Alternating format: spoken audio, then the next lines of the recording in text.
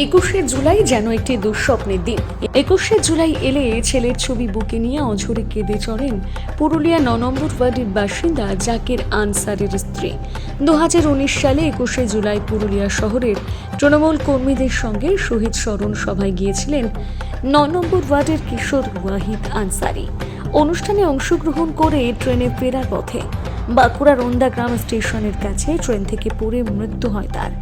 মৃতদেহ বাড়িতে এনে তৎকালীন পশ্চিমবঙ্গ সরকারের মন্ত্রী শান্তিরাম মাহাতো, জেলা পরিষদের সভাধিপতি সুজয় বন্দ্যোপাধ্যায় সহ তৃণমূল কংগ্রেসের জেলার প্রায় সমস্ত শীর্ষ নেতৃত্ব সেদিন তার বাড়িতে উপস্থিত হয়ে যুবকের মাকে কথা দিয়ে এসেছিলেন তাদের পরিবারে একটা চাকরির ব্যবস্থা হয়ে যাবে। সেই থেকে 6 বছর প্রায় অতিক্রান্ত হলেও প্রতিশ্রুতি পূরণ করতে কোনো নেতামন্ত্রী এগিয়ে আসেনি। বারংবার তাদের দরবারে গিয়েও কোনো ফল পায়নি এই পরিবার। ছেলের শোক ভুলতে যে কাজের আশা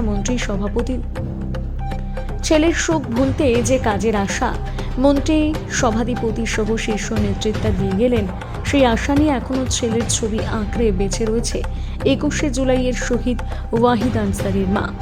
বাবা টোটো চালক, বড় ছেলে গ্যারেজে লেবারের কাজ করে। আবাস যোজনার গৃহ নির্মাণ হলেও তা এখনো অসম্পূর্ণ অবস্থায় রয়ে গিয়েছে আর্থিক অনটনের কারণে।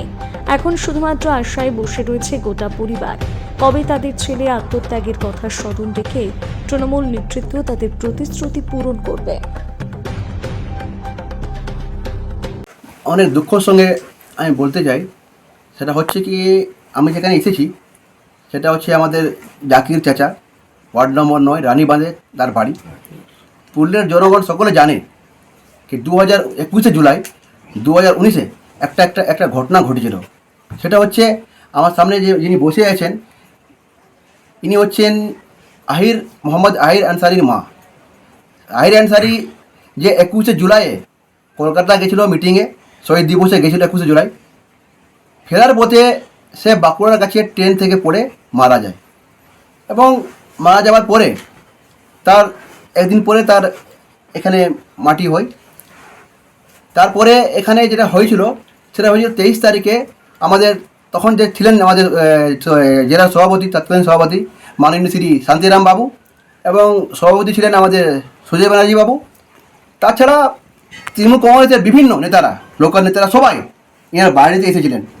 বাড়ি আসার পরে যেটা হয়েছিল ঘটনা, আমাদের শান্তিরাম বাবু বলেছিলেন এনাকে কে একটা চাকরি আপনার পরিবারের লোককে দেওয়া হবে। এখন যেটা দেখা গেল কে দীর্ঘ 6 বছর হয়ে গেছে, 2019-এর ঘটনা, আজকে চলছে 2025। 6 বছর পেরোবার পরেও আজকেও তারা চাকরির জন্য ছুটছে। আজ অবধি তার মা চাকরির জন্য ছুটছে এবং আজ অবধি তার ঘরের আর কারোর চাকরি হয়নি। যেখানে যারা ডেকেছিল, আমি তখন ছিলাম কাউন্সিলর 2019 সালে, আমি নিজেই এর মাকে বাবাকে নিয়ে করে যেখানে ওরা বলেছিল আমি নিজে নিয়ে গেছিলাম। গুরুপদ টুডুর অফিসে গেছিলাম, শান্তিবাবুর অফিসে গেছিলাম, তো যেখানে এরা বলেছে সব জায়গায় প্রচুর ছুটেছিলাম আমি। কিন্তু আজ অবধি তার তার চাকরি হলো না। তখন পুরুলিয়া মিউনিসিপ্যালিটির চেয়ারম্যান ছিলেন মাননীয় শ্রী শামীম দাস খান। উনি একটা বাড়ির ফর্ম এনাকে দিয়েছেন, সে বাড়ি আপনি দেখতে পাচ্ছেন আজকে 6 বছর হয়ে গেল, সে বাড়িটা আজ পর্যন্ত রেডি হলো না। তো আমি বলতে চাই মাইনরিটিদেরকে মানে কি ব্যবহার করা হচ্ছে। মাইনরিটিদের একটা ছেলে মারা গেল, তার চাকরিটা আজ পর্যন্ত হলো না, 6 বছর হয়ে গেল, তার বাড়িটা আজ পর্যন্ত হলো না। তো মাইনরিটিরা খালি কি ভোট দেবে? মাইনরিটিদের কোনো সমস্যা নেই? আপনি মাইনরিটিদের পুরো ভোটটা নিচ্ছেন, কিন্তু মাইনরিটির যে সমস্যাটা হচ্ছেন সেটা আপনি সমাধান করছেন না। যতটা আমি জানি, একটা বাঘমুন্ডিতে একটা ঘটনা ঘটেছিল, তখন আমাদের অভিষেক ব্যানার্জি এখানে এসেছিল বাঘমুন্ডি থেকে ফেরার পথে বাসের উপরে একজন ভদ্রলোক ছিল, সে মারা যায়।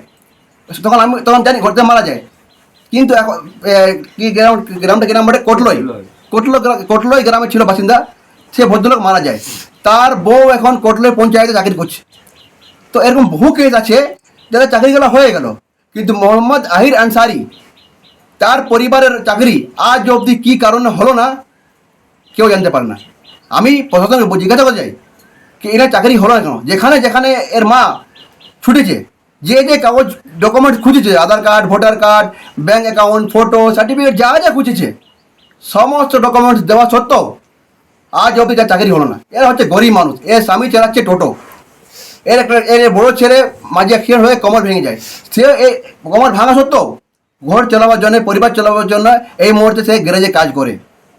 যদি একটা চাকরি সরকার দিয়ে দিত তো এই পরিবারটা চলতো ভালোভাবে। আজকে এ স্বামী চলতে হতে পারে, কাজ চলতে পারে না। তো এইগুলো যদি না ভাববেন তাহলে কে ভাবে? মাইনরিটিদেরকে আপনি কি ভেবে ফেলে রেখেছেন? মাইনরিটিদের তো ঘর পরিবার আছে, সমস্যা আছে। 6 বছর হয়ে গেল, আজ অবধি চাকরি হলো না। আমি বলতে চাই প্রশাসনকে আপনাদের মাধ্যমে, এই মায়ের যে ফরিয়াদ আছে, যে একটা চাকরি যেন দেওয়া হোক। ধন্যবাদ। ছিল কোথায়? মাথা কলকাতা মমতা দিদির ওইখানে তৃণমূলে। তো 21 জুলাই তো বলে মানে যেতে যেতে ঘুরে আসতে আসতে মানে আমার ছেলে ডেট হয়ে গেছে। কোথায় ডেট হয়েছিল? ওই হুন্দা বাঁকুড়া। তার বাদে আসেছিল মনে কর সবাই যত পার্টির পুরাটির লোক, কোন পার্টির? ওই শান্তিরাম ওরা সবাই এসেছিল, মানে যে পার্টি আছে তৃণমূলের? ওরা সবাই এসেছিল তৃণমূলের লোক। আসেনে কিছু পয়সা দিয়েছিল আর বলেছিল একটা চাকরি দেবো, লেকিন চাকরি এখনো হয়নি। আজ 6 বছর হয়ে গেল। মানে আমাদেরকে যথাযথ যাইতে বলেছে, আমি তথা গেছি, লেকিন কোনো ঠিনে হলো না। এখন কি বলছে ওরা? এখন কিছু কেউ বলছে না, মানে সবাই চুপচাপ আছে, কেউ কোনো বলে না যে চাকরিটা হবে কি নাই হবে, সেটা সঠিক খবর মানে কেউ দিচ্ছে না। তো আপনি কার কার কাছে গেছেন তারপরে? সবার ঠিনে গেছে, মানে শান্তিরামেই মানে বলেছিল তো ওর ঠিনেই আমরা যাইতেছিলি, মানে ওর ঠিনেই আমরা গেলছিলি। ছেলে তো মারা গেছে, কার চাকরি করবেন আপনি যদি হয়? আমি ছেলেটার বলেছি, কোন ছেলের আপনার? আমার ওই বড় যে ছেলেটা আছে ওর জন্য করেছিল, লেকিন এখনো হয়নি। ওটা আমাকে মানে সঠিক খবর ওরা দিচ্ছে নাই না। ওরা বহুত জায়গায় আমাকে মানে লেগেছে, আনেছে, গেলছি, লেকিন তাও হচ্ছে না। আর 6 বছর হয়ে গেল, হ্যাঁ, লেকিন ওরা কিছু করছে না। তো আপনি শুধু শান্তিরামকেই বলেছেন না অন্যান্য জায়গাও বলেছেন? না, সবকে বলেছি, সব যে যে মনে করে আসতেছিল তাদের সবার মানে ঘর বাড়ি সব দিন আমি গেছি। সবার কি একই জবাব? হ্যাঁ, না বলে নাই যে কেউ হবে না, খালি বলছে হবে, এইটা বলে। আর তার বাদে কিছু নেই, যাই তখন বলে, আর তার বাদে চুপচাপ হয়ে যায়। তো কি চাইছেন? আর তো সেই তো কালকে 21শে জুলাই আবার সেই একটা দিন আসছে, হ্যাঁ। এই সময় কি চাইছেন? আমি তো বলছি যেমন আমার ছেলের একটা চাকরি দেবে, যে কোনো হোক, যে চাকরি দেবে। যেমন আমার ছেলের একটা কাম, আমার কাম করা ছেলে ছিল, দেখো গেলছিল, মানে সবাই গেলছিল। এবার যখন ঘটনা ঘটে গেল, লেকিন তো ওরা এসে বলেছিল না যে আমি একটা চাকরি দেবো। আমরা তো বলেছিলি না, যখন উনিরা এসে বললো তো ওদের তো দেওয়া উচিত ছিল, ওইটা তো দেয়নি। করো।